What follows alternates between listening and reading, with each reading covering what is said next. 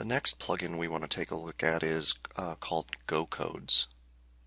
And it's a really neat plugin. It's a redirect plugin for WordPress that you can actually use quite easily to redirect affiliate links to a sales page or a sales letter or whatnot. Let me show you how that works. Okay, the first thing you need to do is go to Tools and then GoCodes. And there's three fields you need to fill in. Okay, the first one is the redirection key, and you're going to say, for example, WP twin, like that, and then paste in your target URL, which is this.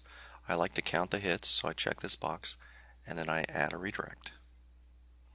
Okay, there's one in here that's put in by default. I get rid of that.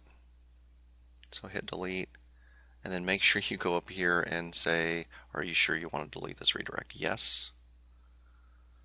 And that's it for part number one. Part number two comes down here in settings and GoCodes. And you simply put in a keyword here. It doesn't matter what it is.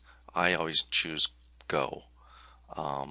You can also choose to no follow GoCodes, which means you're going to keep more of your search engine link juice to yourself. It doesn't really matter. I think that's overrated. So click Save Settings and you're done. So what happens is you actually get a nice looking link like this right here,